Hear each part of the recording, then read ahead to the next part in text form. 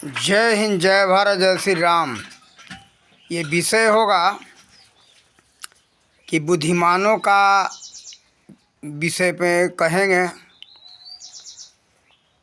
ये हम सुन रहे हैं और लोग उसी के गौरव के हिसाब से बात करते हैं।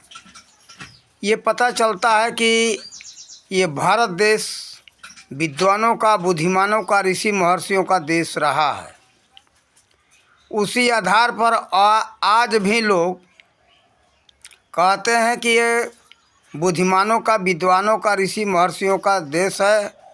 हम बड़े बुद्धिमान हैं, विद्वान हैं और इस समय तो अपने को लोग बहुत शिक्षित मानने लगे हैं कि हम बहुत बड़े शिक्षित हैं। ये शिक्षा का युग है। आज से 200-300 वर्ष पहले बहुत अज्ञानता का युग था, मूर्खों का युग था, अशिक्षितों का समय था, अशिक्षित लोग थे। इस समय के लोग अपने को बहुत बड़ा विद्वान, बुद्धिमान और महान ज्ञानी समझते हैं। लेकिन हम एक बात ये देखते कि लोगों के पास सत्य असत्य का निर्णय करने के लिए ज्ञान नहीं है। सत्य क्या है, असत्य क्या है, इसका जो निर्णय न ले सके, वो अपने मुंह से कहे कि मैं बुद्धिमान हूँ, विद्वान हूँ, महान हूँ, कैसे उसको हम मान लें? हमारे समझ में नहीं आ रहा है। चाहे किसी को समझ में आता हो कि केवल कथनी से विद्वान हो जाए, कथनी से नहीं, सत्य असत्य का निर्णय जो करे, सत्य असत्य का जो निर्णय नहीं कर पा रहा है, किससे हानि है, किससे लाभ है, उसके विषय में निर्णय नहीं ले रहा है, उसके अंदर ये क्षमता नहीं है, उसको कैसे बुद्धिमान और विद्वान माना जाए? हमारे समझ से और लोगों के समझ में जो भी हो, हम और लोगों की मन की बात तो नहीं जानते, वो क्या समझते हैं, क्या तौलते हैं, क्या देख रहे हैं। लेकिन हमारे समझ से ये महामूर्खों की बात है, जो स्वयं किसी विषय पर सोच समझ करके सत्य असत्य का निर्णय न ले सके। सत्य असत्य का जो निर्णय ले, वही ज्ञानी है, वही महान है, वही बुद्धिमान है। हम ये मानते हैं, चाहे और लोग जो भी माने। उनकी हम सोच विचार के ऊपर कुछ नहीं कह सकते, कारण कि अलग अलग लोग, सभी लोगों का सोच है। लेकिन हमारे समझ के अनुसार ये उचित नहीं है। देखो, ये देखता हूँ कि इस देश में कोट पैंट टाई का क्या काम। ठीक है, सर्दी का मौसम है तो शरीर रक्षा के लिए पहन लो, अच्छी बात है।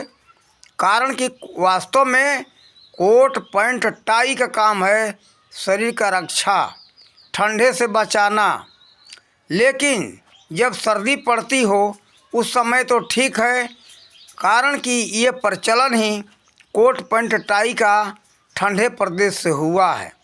ये भारत में नहीं था। भारत में तो लोग कोट पहनते थे, लेकिन दूसरे ढंग का होता था। और बात कि वह कोट केवल ठंडे के मौसम में पहना जाता था। अब इस समय हम इन विद्वानों को देखते जो कि अपने को समझ में नहीं आता, ये कहते कि मैं विद्वान हूँ, बुद्धिमान हूँ, महान हूँ, शिक्षित हूँ। लेकिन मई महीने में, जून महीने में, अगस्त महीने में लोग जितना भयंकर जब गर्मी पड़ता है, सितंबर सबसे अधिक गर्म का मौसम होता है, उस समय में भी कोट पैंट टाई पहन करके लोग घूमते हैं। अंदर भले पसीना से लथपथ रहें, लेकिन क्या है, हमारा मर्यादा समाप्त हो जाएगा, हमारा शोभा बिगड़ जाएगा। ये एक फैशन है, ये नए ज़माने का फैशन है। भले ही कलरा की बीमारी हो जाए, उल्टी हो, तबीयत बिगड़ जाए, पानी चढ़ाने की स्थिति आ जाए, दवा खाने में पड़े रहने की 10 दिन पड़े रहने की स्थिति इनकी बन जाए, वो ठीक है। लेकिन कोट पैंट टाई पहनेंगे ज़रूर। यहाँ के हम कुछ शिक्षकों को देखते, ये तो शिक्षक अपने को नहीं कहते, अपने के गुरुजी न कहवा करके अपने को कहवाने लगे मैं क्या हूँ, एक टीचर हूँ। इन टीचरों को मैं फटीचर कहता हूँ। इनको ये ज्ञान नहीं है कि कोट पैंट टाई कहाँ का है, कहाँ पहना जाना चाहिए। जिस विद्यालय में देखता हूँ एक पंखे का सुविधा नहीं है, वहाँ भी ये कहते कि देखो बच्चों, कोट पैंट टाई बांध कर के आना, टाई नहीं बांधोगे तो हम नाम काट कर के भगा देंगे। क्या तुम्हारी यही बुद्धिमत्ता है? तुम यही शिक्षित हो? तुम्हारी शिक्षा का यही पहचान है? तुम सत्य असत्य का निर्णय नहीं ले पा रहे हो कि कब क्या चीज़ लाभदायक है, कब हानिकारक है। लाभ और हानि के लिए ही कोई भी भोजन हो या वस्त्र हो, सभी देश के लोगों ने इसी शरीर के सुरक्षा के दृष्टिकोण से सभी देशों के लोगों ने अपने अपने हिसाब से भोजन वस्त्र का निर्धारित किया है।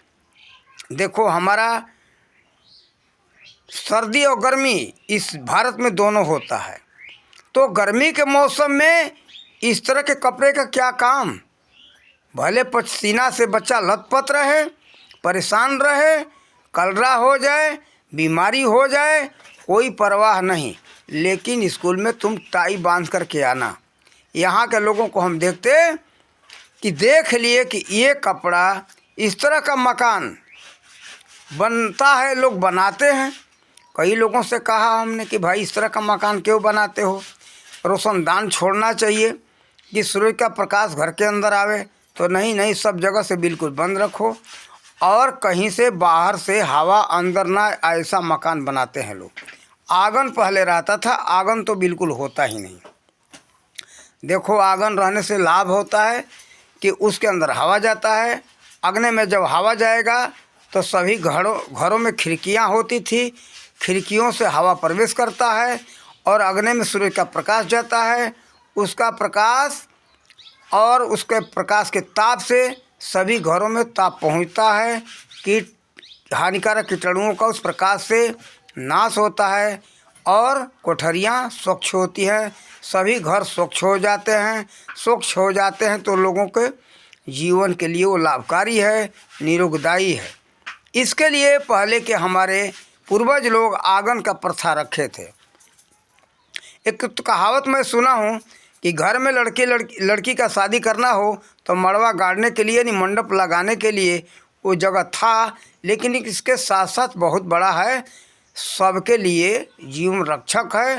जो सूरज का प्रकाश और सूरज का प्रकाश अगने में जाता है तो सभी खिड़कियों के माध्यम से उसका प्रकाश सभी घरों में पहुंचता है और हवा गर्म हो जाता है तो वह गर्म हवा सभी घरों में जाता है तो बीमारियों का नाश होता है, जो हमारे हानिकारक कीटाणुओं का नाश हो जाता है।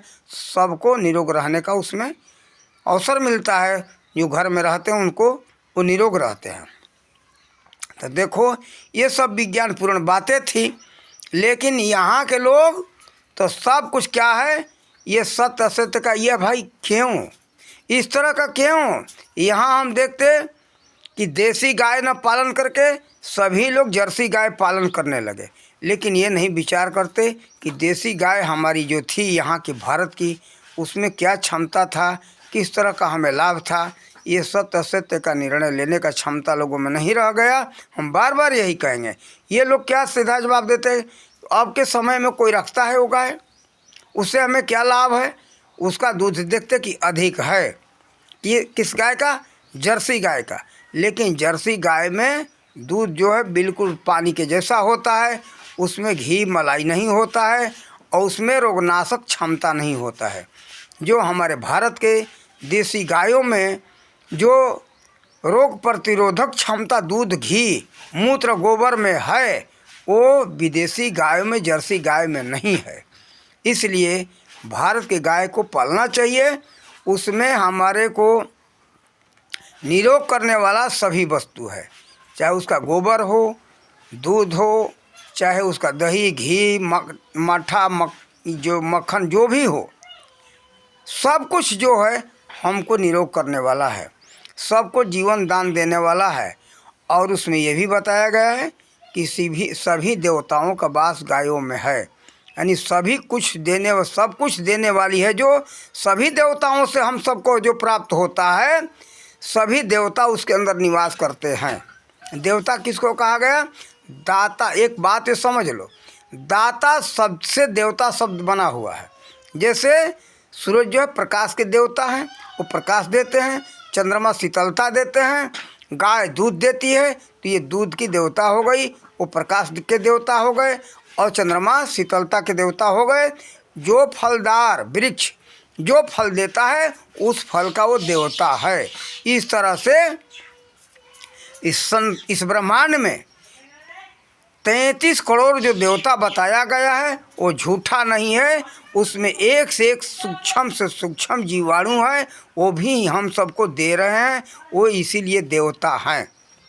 देखो, ये सब विचार करने पर पता चलता है। किसी के कहने से सुनने से नहीं ज्ञान होता है, स्वयं विचार करना चाहिए कि 33 करोड़ देवता क्यों और कैसे। तो कुछ लोग बताते हैं 33 प्रकार के देवता। 33 प्रकार की बात नहीं है, 33 करोड़, 33 कोटि। कोटि का मतलब प्रकार लोग लगाते हैं, लेकिन ये सत्य नहीं है। अगर गिनती करने लगोगे तो कितने हजार किस्म के फसल हैं इस धरती पर। वो पौधे दाता हैं, कितने प्रकार के जीवाणु हैं, वो इस जगत को दे रहे हैं। देखो, एक मक्खी जो है, मक्खी को ले लो। मक्खी क्या करती है? गंदगी को सफाई करती है। तो हमारे वो सफाई की देवता हो गई। सूअर क्या है? सूअर एक सफाई के देवता है। लोग कहेंगे तो सूअर जानवर है। अरे जानवर तो बिल्कुल उसको गलत मत मानो, वो सफाई के देवता है। वो न रहे तो गंदगी फैल जाएगी बहुत बड़े बड़े शहरों में, बहुत बड़े बड़े जगहों पर। देखो, इस प्रकार से हमने बताया, एक उदाहरण दे करके। इस प्रकार के कितने जानवर हैं, कितने कीटाणु हैं, सूक्ष्म से सूक्ष्म, बड़े से बड़े। वो ये सब के सब इस जगत को चलाने के लिए, इस ब्रह्मांड को चलाने के लिए कणी है ये। ऐसे तो ब्रह्मांड में बहुत कुछ है, लेकिन 33 करोड़ देवता, इस भले जितना दूर में हो, ये हमको उतना ज्ञान नहीं है। हम उतने पढ़े लिखे विद्वान हैं, बिल्कुल साधारण मैं मनुष्य हूँ। लेकिन हमारे समझ से स्वयं विचार किया तो यही पता चला, दाता शब्द से देवता शब्द बना हुआ है। जो जिसका दाता है, जो देता है, उसका वो देवता है। देखो, विचार करना चाहिए हमको कैसे रहना है, क्या करना है, कहाँ क्या ज़रूरत है। विचार करके कार्य करो, लाभ होगा। अब देखो, अब यहाँ हम देखते हमारे भारत के फूल जो थे, एक छोटा से छोटा, बिल्कुल देखने में कोई सुंदर ना हो, उसमें सुगंध होता है। लेकिन विदेशों के फूल जो है, अब परमात्मा ने वहाँ क्यों बनाया, किस लिए बनाया, वो जानते हैं। लेकिन भारत का जो कुछ भी है बहुत बड़ा गुणकारी है। देखो, एक छोटे से छोटे फूल हैं, यहाँ सुगंधित होते हैं, और वहाँ वैसा सुगंध नहीं है। तो कितना भी बड़ा हो, कितना भी बहुत कुछ भी हो, तो वो सुगंध नहीं देता है। इसलिए आप लोग इस चक्कर में मत पड़ो, विदेशियों के चक्कर में मत पड़ो। जो जहाँ का है वैसा ही वो कल्याणकारी है। इसलिए हम कहेंगे कि देखो, जो लाभदायक हो उसको अपनाओ, विचार करो। बिना विचारे जो कुछ अपना ले रहे हो, ये उचित नहीं है। आज हम यही देखते कि देखो, भारत में एक प्रचलन हो गया कि वो मांस खा रहा है तो हम क्यों न मांस खाएं, हम नहीं खाएंगे तो हमको लोग क्या कहेंगे। और इतिहास, ये भूगोलों में भी ये पढ़ाया जा रहा है, इतिहासों में पढ़ाया जा रहा है कि हमारे पूर्वज तो जंगली थे, और जंगल में लोग कुछ खाने को नहीं पाते थे, केवल जानवरों को मार करके खाते थे। अरे भाई, जंगलों में ज़रा विचार तो करो, ये धान कहाँ से आया, ये मक्का जो है, गेहूँ कहाँ के, सब जंगलों का ही है। आज जंगल से ही निकाल करके लोगों ने बाहर खेतों में अपना उत्पादन करने लगे। नाना प्रकार के आज जो है, आम हो, केला हो, संतरा हो, नौरंगी हो, काजू हो, किशमिश हो, बादाम हो, ये सब कुछ तो जंगलों में ही थे, लेकिन निकाल करके केवल इसकी खेती की जाने लगी। आप चले जाओ हिमाचल में तो ब्यास नदी के किनारे देखोगे तो जंगल ही है सेब का। तो ये सेब, संतरा, अंगूर किस काम में आते थे? इसी को लोग खाते थे, कंदमूल होता था। तो इन सब को विषय में नहीं पढ़ाया जा रहा है। अब ये पढ़ाया जा रहा है बस हमारे पूर्वज तो शिकारी थे। कारण कि ये राक्षस मांसाहारी इंग्लैंड वाले पूरे विश्व में मांस का प्रचार प्रसार किए। मांस में सब कुछ देखा है कि सभी तरह के विटामिन, सभी तरह का जो है खनिज, कुछ भी हो, सब कुछ मांस में मिलता है। अरे मूर्ख, खाद्य पदार्थ में भी पाया जाता है। तो खाद्य पदार्थ कर नहीं बताएंगे। ये आज के वर्तमान जो डॉक्टर है ना एलोपैथ का, ये सब बताते मांस में ही है। अरे मूर्ख, मांस में ही कैल्शियम नहीं। एक माँ उदाहरण देते, कहते मछली खाओ, मछली में कैल्शियम है क्या? दूध में कैल्शियम नहीं है? दूध खाओ। और ये है शरीर के लिए लाभकारी है, ये ठंडा है, वो मांस गर्म है, इसलिए मांस मत खाओ। तो देखो, इस तरह से हम ये कहेंगे कि ऐसा नहीं करना चाहिए। आप लोग स्वयं विचार करो कि जंगल का जो प्रचार होता है, कि जंगल तो लिखा है ना, कि आप लोग तो देखते हो, पढ़ते हो कि जंगल था, तो जंगल के फल कहाँ चले गए? अरे फल खाने से तो ख़त्म नहीं होता था, खा नहीं पाते थे लोग, इतना फल होता था। अब तो जंगल ही नहीं रह गए, फल होंगे कहाँ से? आज भी कहीं कहीं जंगलों में फल पाए जाते हैं। आप चले जाओ हिमाचल में ब्यास नदी के किनारे, तो केवल ये सेब का ही जंगल मिलेगा। किनारे किनारे हमने देखा है। जब कुल्लू से आगे बढ़ो मनाली के तरफ, तो किनारे किनारे बिल्कुल ऐसे जमे हुए उगाए हैं सब सेब के पेड़ फल आते हैं। तो देखो, ये फल लोग खाते थे, ये झूठ मूठ का बहकावा दिया गया है। शराब का प्रचार प्रसार करने वाले किए कि देखो शराब पियो, शराब में ये गुण है, वो गुण है। शराब से बढ़कर के यहाँ एक से एक अच्छे अच्छे पेय पदार्थ हैं। दूध पियो, गाय का दूध पियो, गाय का माठा पियो, दही खाओ और फल खाओ, अन्न खाओ। अन्न में सभी खनिज और सभी विटामिन पाए जाते हैं। कोई भी विटामिन, कोई भी खनिज बाकी नहीं है जो कि खाद्य पदार्थ में न हो। कौन सा? अन्न। अन्न में, फल में सब कुछ पाया जाता है। इसलिए आप लोग मांस मत खाओ, शराब मत पियो और देखा देखी में मत पड़ो। जो हमारे भारत का था, पूर्वज के लोग बहुत सोच विचार करके उसको निर्धारित किए थे। हम सबके कल्याण के लिए हम सबको उस रास्ते पर चलना चाहिए, देखा देखी में नहीं पड़ना चाहिए। आज के लोग तो सब विदेश का किसका नाम गिनाऊँ, बहुत से वीडियो में बताया हूँ। आप लोग स्वयं विचार कर लो, जो जो विदेशी उसको छोड़ो। अब विदेशी वस्तु सब हानिकारक हैं। हमारे भारत का सब महान था और है। कारण की एक बात और बताऊं, मुझे याद आ गई। हवा पानी के ऊपर भी अन्न, फल और जानवरों का निर्माण परमात्मा ने किया है। जब हम वहाँ हिमालय में पहुँचे, तो वहाँ हिमाचल में हमने देखा, और आप चले जाओ उत्तराखंड में, तो आपको क्या मिलेगा? वहाँ बड़े बड़े बाल वाले, 1 बीता 1.5 बीता बाल वाले कुत्ते पाए जाते हैं। वो हमारे यहाँ नीचे नहीं है। यहाँ नीचे आएंगे तो मर जाएंगे। ठंडे प्रदेश में उनको उनके शरीर के सुरक्षा के लिए बड़े बड़े बाल बना दिया कि कंबल नहीं डालना। हम सब तो कंबल ओढ़ लेते, रजाई ओढ़ लेते, चादर ओढ़ लेते। वो लोग क्या पहनते बेचारे? इसलिए उनको बहुत बड़े बड़े बाल बना दिया कि कंबल का काम अलग से न लेना पड़े। भगवान ने सब कुछ सुरक्षा के लिए दिया है। यहाँ तक कि हमको पता चला है सामान्य ज्ञान में कि देखो, शायद 1000 फीट ज़मीन के अंदर चले जाना, समुद्र तल में अब 1000 फीट से कुछ याद नहीं है, उसके नीचे जाओ तो अंधेरा मिलेगा। तो वहाँ मछलियाँ जो है, मछलियों के माथे पर एक परमात्मा ने बत्ती लगा दिया है। अब उनको बत्ती, ऊपर तो प्रकाश मिलेगा नहीं, ऊपर तो रहती है सब, नीचे तली में रहती है, वहाँ अंधकार है। तो वहाँ के लिए परमात्मा ने बत्ती लगा दिया। आप लोग गूगल पर ये देख सकते हो। तो देखो, ये सब जगह परमात्मा अलग अलग व्यवस्था बनाए हुए हैं।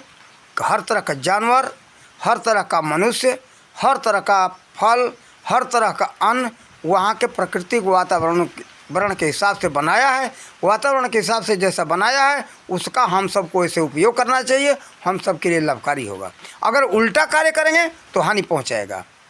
तो इसीलिए आप सबसे हम यही कहेंगे कि आप ऋषियों के संतान हो, विद्वानों के संतान हो, ऋषि महर्षियों के संतान हो, विद्वानों महान बुद्धियों के संतान हो, बुद्धिजीवियों के संतान हो। तो बुद्धिजीवियों जैसा कार्य करो। ये नहीं कि कहने के लिए तो मैं विद्वान हूँ और कार्य करने के लिए अज्ञानी हूँ। जो जैसा देख लिया उस पर विचार नहीं किया, सत्य असत्य का निर्णय नहीं लिया, बस तुरंत उसको अपना लिए। ये तो फैशन है। फैशन तो गधों का है, ये मानता हूँ मैं। देखा देखी में नहीं पढ़ना चाहिए, उसको देखो क्यों, कैसे, क्या, इसके ऊपर विचार करके तब उसका उपयोग करो और अपना कल्याण करो। इन्हीं शब्दों के साथ वाणी का विराम देते। जय हिंद, जय भारत, जय श्री राम।